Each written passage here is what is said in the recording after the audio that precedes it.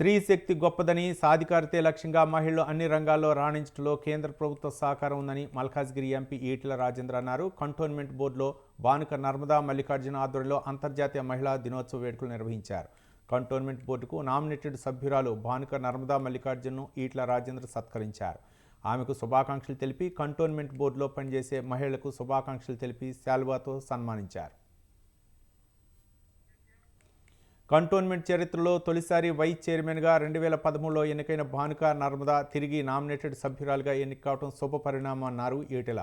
మహిళలు తలుచుకుంటే సాధించలేనిది ఏదీ ఉండదన్నారు. సంస్కృతి, సాంప్రదాయాలు, ఆచార వ్యవహారాల్లో మహిళల పాత్ర ఎంతో కీలకమన్నారు. ప్రస్తుత సమాజంలో మహిళామణులు అన్ని రంగాల్లో ఉన్నత స్థాయిలో ఉన్నారని ఎంపీ ఈటెల పేర్కొన్నారు. మహిళా దినోత్సవం సందర్భంగా తనకు నామినేటెడ్ సభ్యురాలుగా అవకాశం కల్పించిన బీజేపీ పెద్దలందరికీ నర్మదా ధన్యవాదాలు తెలిపారు. వ్యవసాయ పనులన్నీ కూడా భర్త పెట్రోల్ పోసుకొని సైకిల్ పట్టుకొని అటు ఇటు కడితే కూలంగా పట్టుకొని పొలంగానికి సర్ది కట్టుకొని పోయేటువంటి భార్య స్త్రీ మాత్రమే. ఇవాళ పాడి పరిశ్రమలో కావచ్చు, వ్యవసాయ రంగంలో కావచ్చు.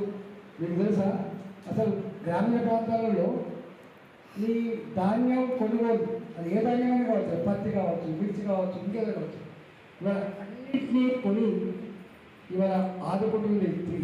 ఆశా వర్కర్ రూపంలో ఆదుకుంటుంది స్త్రీ, అంగన్వాడీ టీచర్ రూపంలో ఆదుకుంటుంది స్త్రీ, జనాభా లెక్కలు తీస్తుంది స్త్రీ, మార్కెట్లో ధాన్యం కొనుగోలు స్త్రీ, సఫాయి కార్యక్రమాలు చేసే స్త్రీ, కుటుంబాన్ని గాడిలో పెట్టింది స్త్రీ, దారి తప్పకుండా చూసే స్త్రీ, సంస్కారాన్ని అందించే స్త్రీ. అందుకని స్త్రీని ఎన్ని విధాలుగా తక్కువలే కాబట్టి మీకు సంబంధాలు ఉంటాయి. వ్యవసాయ పనులన్నీ కూడా భర్త ఈ పదవి మళ్ళీ నాకు వచ్చే విధంగా వాళ్ళందరూ సహకారం ఉంది. వాళ్ళందరికీ నేను సభాముఖంగా ధన్యవాదాలు తెలియజేస్తున్నాను.